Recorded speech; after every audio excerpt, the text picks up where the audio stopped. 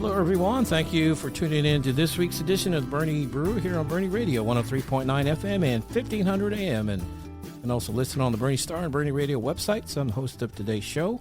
My name is Kerry Barboza, and I'm the sports editor of the Boerne Star. And joining us on today's Boerne Brew is Boerne Champion graduate and current UTSA baseball player Jordan Ballin. Jordan helped the Roadrunners to a historic season, their best season ever. And UTSA played at the Super Regionals and was 2 wins away from playing in the College World Series. We're going to talk about that and his time at Boerne Champion and playing high school ball here in town. And so, anyway, Jordan, thank you for coming out on the show. Of course. Thank you for having me. Well, we were talking a little bit before we got going here, and we talked for the paper, and I did a story about you in the Boerne Star that came out. And I know one thing you were telling me is you played part of the season with, I believe, a broken bone in your hand, right? Correct, yeah. It happened last conference series of our season against Rice. You know, just took a swing, didn't feel quite right. I didn't hit the ball or anything, and then went ahead, took another swing, and fouled it off and hurt pretty bad. So I realized there's something wrong with it. I didn't know if it was bone. I didn't know if it was ligament, muscle, whatever it was. And then went through conference tournament, didn't play but one game because, you know, it was just too much. And then played through Texas, felt pretty fine. And then UCLA hit another foul ball, and that one was pretty painful. I was like, yeah, there's something wrong. And then came back, did all the scans, all the x-rays, and turned out I broke my hamate bone. So it was a pretty significant break, 3 to 4 millimeters. So I got to go into surgery on Wednesday to take it out. So at first you just kind of tried to tough it out, right? Just kind of play through the pain, which, you know, injuries are pretty common. Even little nagging ones are for sports. I mean, you know that playing football. So that's what you're trying to do, right? Just kind of tough it out and play through it. But it just got to the point where it just never went away, did it? Right, yeah. I thought it was fine during the Texas series, you know. It was hurting, but it was bearable. So that's when I kind of knew. I was like, okay, yeah, I could play through this. And then throughout practice, just did what I could, got what I needed to, and then hit the ball at the right place at the wrong time for my hand to just, you know, feel that pressure. And turns out I broke my hand. Well, we're recording this early in the week. When this airs, you already will have had surgery. Mm-hmm. And so you're going to go in and they're just going to hopefully fix it up. And what have they told you about recovery time and all that sort of thing? So I go in Wednesday pretty early, around 6 a.m. It's a 2-hour procedure. So I'll hopefully be in and out. And then from there, it's 6 to 8 weeks, just getting my hand strength back and grip strength and just kind of going through the motions without a bone in your hand. So hopefully 6 to 8 weeks. We wanted to get it now since we had the time to, and just get all that out of the way and hopefully be back for a little bit of the fall, but definitely we'll be back for the spring season.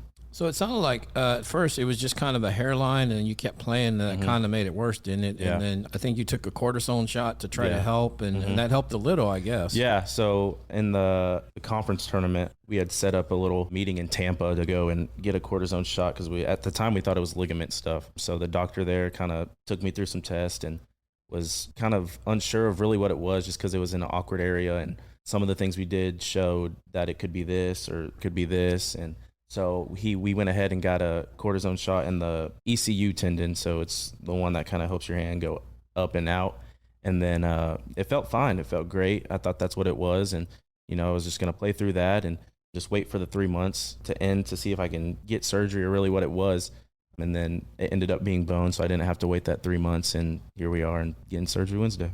Well, and I know part of your summer plans, you were going to try to play in Victoria, right, in a summer league down there. Correct. And but I guess now the goal, that scrapped those plans, right? And now it's just to try to rehab over the summer. Yeah, he had called me, Coach Oris over there, he had called me after the Texas series regional, and he said, hey, man, congrats. Like, just come whenever. Like, it's totally your choice. And I just tell him, like, hey, yeah, thank you for reaching out and thank you for the support. And unfortunately, I broke my hand, so I won't be able to to go out there. And he's like, oh, man, I didn't know about that. So, yeah, definitely take it easy. You know, just do what you need to do. And if you start to feel better by the end of your rehab and we're still in the summer, you can go ahead and come out and still have a few at-bats. We'll get you in the lineup and do what you need to do. But other than that, I'm taking it pretty easy and just trying to get 100% before I go back into everything. So I guess the good thing about a hand or elbow or upper body is you can still do some cardio, right? You can still do stationary bike, at least keep some form of conditioning, right? Yes, yeah. So since the season ended, I've been, you know, I took about a week or two off and then got back at it over at the race center at UTSA. And I've been working out. I've been able to do squat. I've been able to do some single arm stuff just on the left side.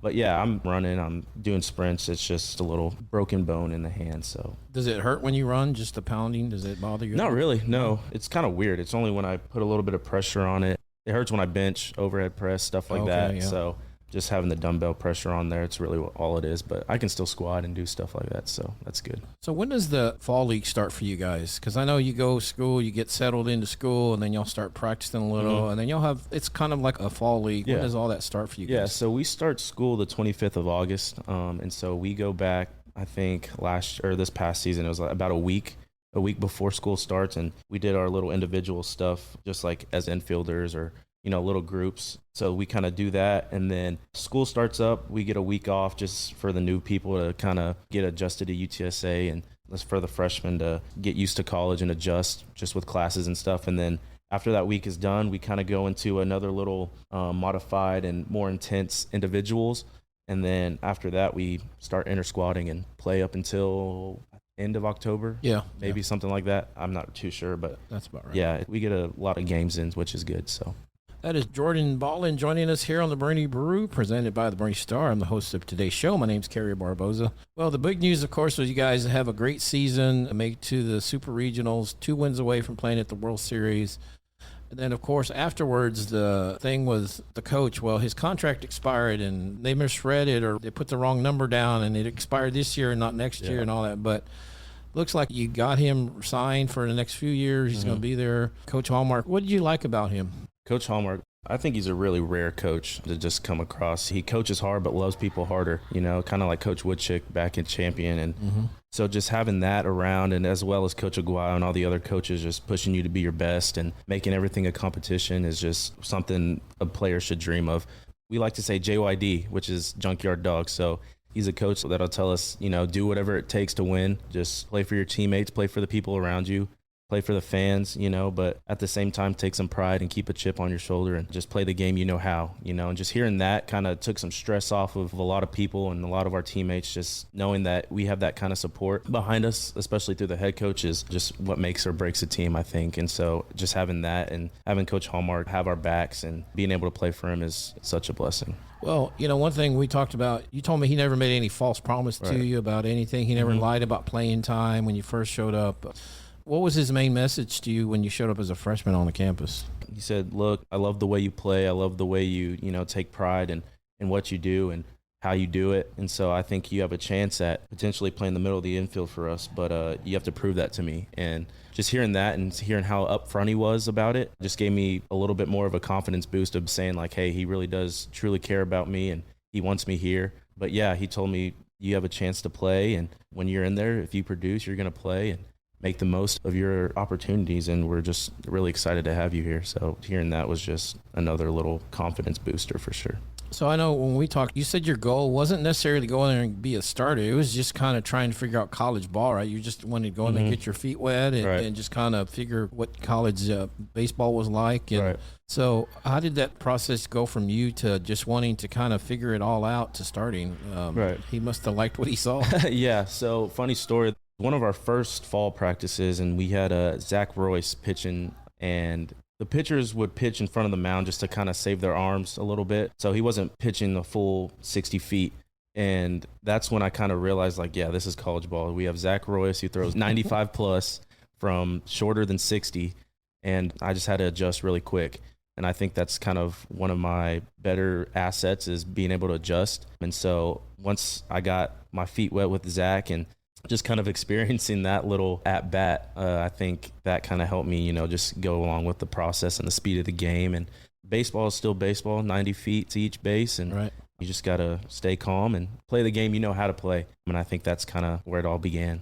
It's still baseball, but it's played a lot faster, isn't it, at the college level, Division I level? Yeah, especially with the pitch clock. That was one of the worst things I had to, get used to. There was a bunch of things during practice. I'm calling time, but you can't call time. And funny story again, I struck out at UAB because of the pitch clock. And I was just like, man, if this pitch clock wasn't here, like it'd be so much easier. But, D1 baseball isn't easy at all. And college baseball isn't easy at all, no matter where you play. But other than that, just the speed of the game was something I had to get adjusted to, but I felt like I adjusted pretty well.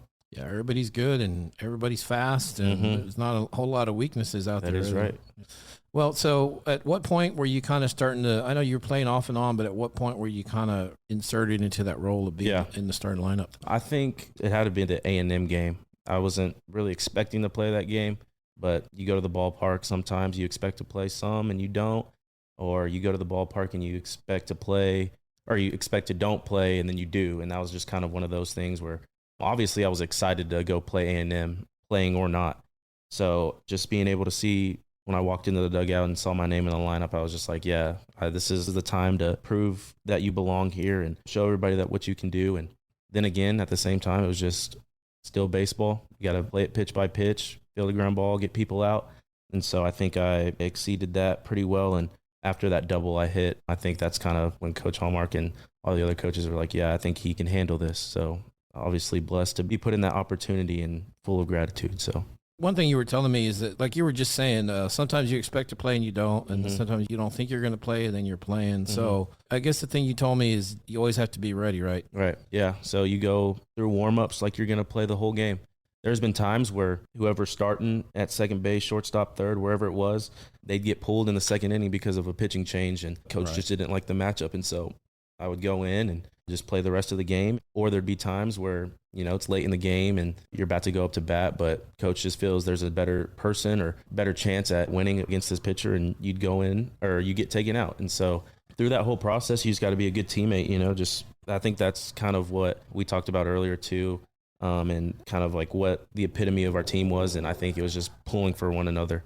There's several good people on our bench that could definitely have made an impact on our season, and they did, even when they weren't playing. And so just being able to have them and being able to be surrounded by a bunch of good teammates who support you no matter what, whether you're playing or not, is just another thing that kind of makes or breaks a team. And I think I kind of give most of the credit and a lot of the credit to Diego Diaz and Junior Maldonado, Josh Vaughn, because Diego was playing in front of me, and, we were going at it at practice, and we were head-to-head, but we became best friends. Like that's the guy I'm living with next year. So we make pretty cool. Yeah, we make everything a competition, but no matter what, we know that we're pulling for each other. Diego was also my roommate throughout the hotels, and so we would always talk about our games. On the road. Yeah, on the road. We would always talk and be like, hey, like, what did you see here? Hey, what did you see here? And he would tell me, or I would tell him. And if we both had bad games, we'd be like, man, you know what? It's just another game. Like, you go out there and control what you can control, pitch after pitch. So I'm definitely blessed to be able to be surrounded by those guys for sure. That is Jordan Ballin joining us here on the Boerne Brew, presented by the Boerne Star. I'm the host of today's show. My name is Kerry Barboza, and I'm the sports editor of the Boerne Star. And so you mentioned the A&M game. You guys go and you beat them, get a lot of confidence, and then you go and you beat UT. I know that added to your confidence. I think the UT game was an extra inning game, I believe. Yeah, I think it was. I think it was 12 innings or something like that. Yeah. Yeah, and then you win your conference and you get an at-large berth. I don't think y'all won the conference tournament, right? We did not, correct, yeah. So you go to the Austin Regional and you get to see Texas again. You beat them twice. Yeah. So you guys went 4-0 against UT and A&M this year. So what does that say about UTSA baseball?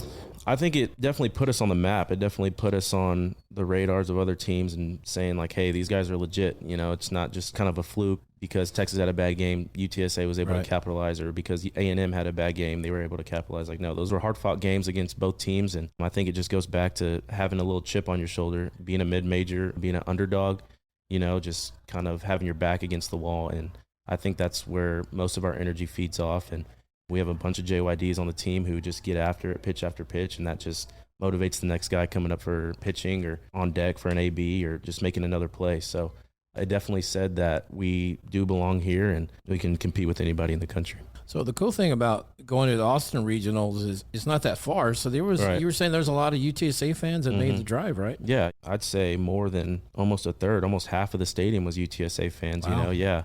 They had to put extra seating up there for That's cool. For both of us. And so just being able to play in that atmosphere brought some energy, and having the San Antonio natives come up and support these guys, we're just some small town kids, in reality. So being able to play on the big stage and be able to do what we did was just something that will stay in our hearts forever, and we're just so grateful. So you didn't lose a game to UT, right? At the regionals, Yeah, right? that's correct. You swept them. Mm-hmm. Yeah. That is right.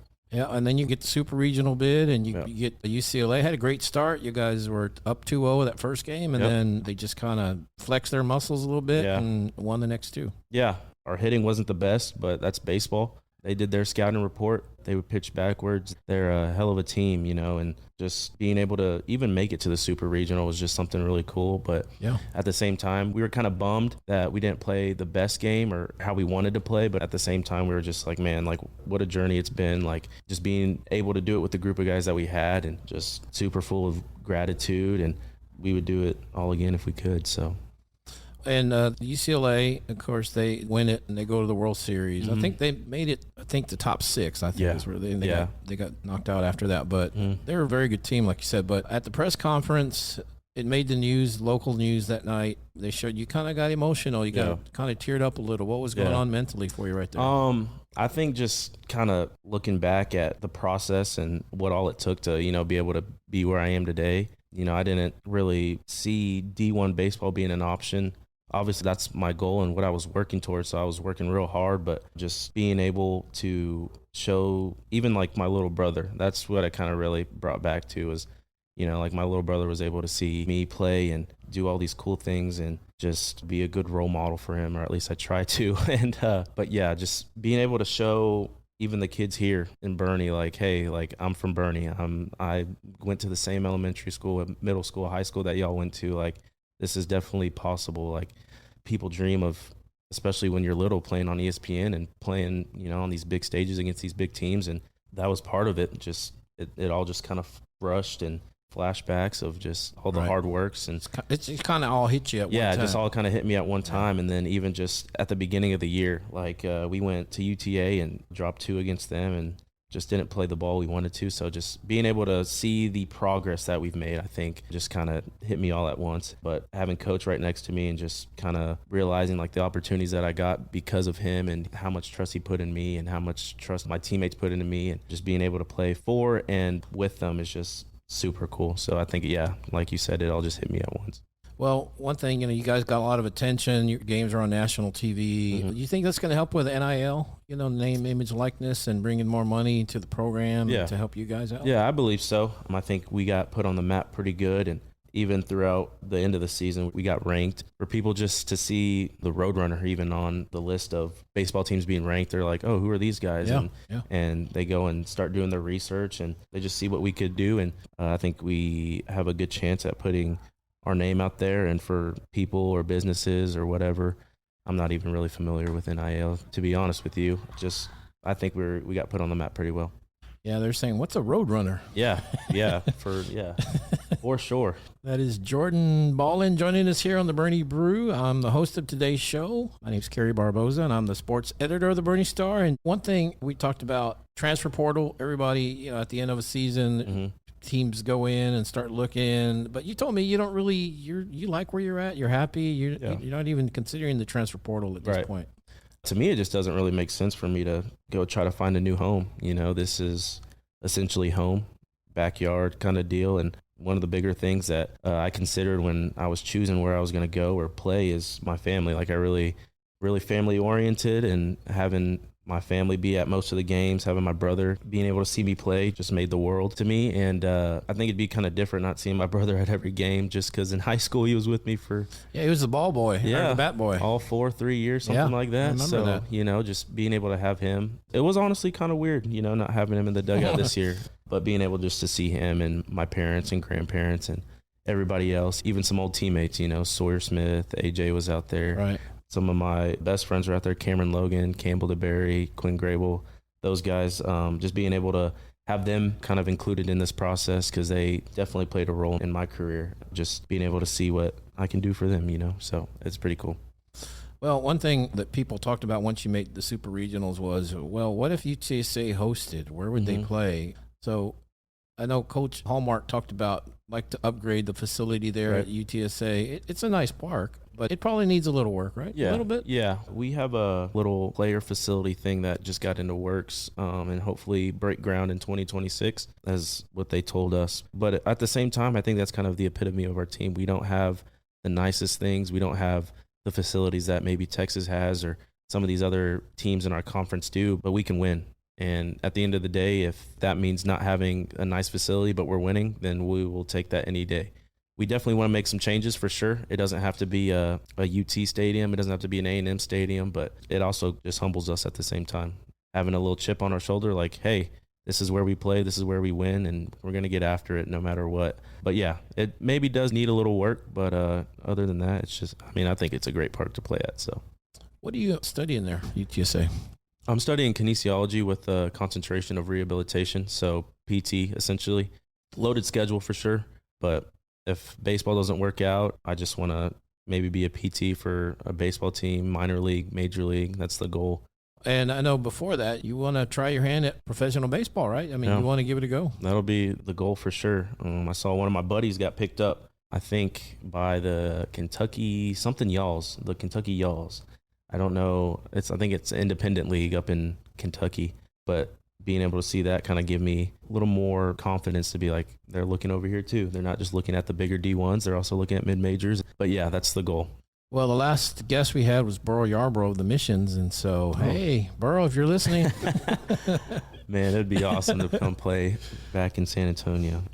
Let's talk about your time at Champion. You played, I think your freshman year was for Chuck Foster, wasn't it? It was. Yeah, it was. And then he retired at some point, and then you get Woodchick in there. Mm-hmm. And you were part of the team that made it the best team at Champion, made it to state tournament your junior year. Yep. And then you go to UTSA, and you helped to lead the Roadrunners to their best season. So you just kind of been blessed and been in the right place at the right time, right? Yeah, for sure. You know, I just kind of stems from my mom even. She just always preaches, just make the best of your opportunities. And, you know, I think that's what I kind of did. You know, mama's always hard on me. And so that just kind of instilled a hard work ethic and just getting after it no matter what I do, whether it's in school, whether it's playing a simple pickup basketball game against my dad, or even playing Jackson in video games. Like, just work as hard as you can and good things will come to you. Well, and you were the starting quarterback for 3 years with the Chargers. Yeah. What did you take from football that's helped you now in college? Because, I mean, to me, football players are tough. I mean, and there's a toughness that you have to play at D1. It definitely helped me on the mental side for sure. You know, just being able to handle chaos and things like that, whether it's getting the play call and in the tight moments against Canyon or, you know, going up to bat, bases loaded against A&M. I think it helped me stay calm and just being able to relate back to knowing what I know how to do is just play the game and whatever happens, happens. You know, whether it's bad or whether it's good, you just got to put that aside and control what you can control and move on to the next thing. Well, I'd be remiss if I didn't mention you were fourth in the nation in on-base percentage. I think it was what was it, 516? It was 541, 541, I believe, and it's tied for third. Tied for third. Yeah. So, and part of the reason you told me is you hate to strike out. Yep, that's a big pet peeve of mine. Huge pet peeve of mine. Even my mom too. She hates when I strike out. But again, it stems back, and she just always tells me like, don't strike out. And I'm like, oh, yeah, I guess it is that simple. Just don't strike out. Yeah. And, put the ball in play, right? Put the ball in play. And I think that's kind of where my success kind of stemmed from, even from high school. Putting the ball in play, the defense has to work. When you put pressure on them and you're a little bit fast, things can go your way. Then again, I think I had a high amount of walks this season, I believe. Yeah. Well, you got hit a lot, too. Hit a lot. Yeah. And a lot of walks. So I think seeing a lot of baseball, playing a lot of baseball kind of helped my eye. Hitting what I can hit and just don't hit what you can't hit. Did getting hit by a 95 mile per hour hurt? Yeah, that left a mark for sure. I remember going into the training room the next day. I think we played like it was like a series, and I went in and I was doing like soft tissue or something. He's like, what happened on your back? I was like, yeah, I think one of the Tulane guys hit me with like 96 in the back. Wow. And it was not fun. But the next game too, I got hit in the exact same spot. Didn't really feel good, but whatever it takes to get on base. Taking it for the team, I guess. So that is Jordan Ballin joining us here on the Boerne Brew. Jordan, we want to thank you for coming out. Yeah, thank you guys for having me. Congratulations on a great season. We look forward to watching you play the next few years and wish you success the rest of the way. Alrighty, thank you. All right, Jordan, thank you once again, and thank you out there for listening to the Boerne Brew. We'll talk to you next time.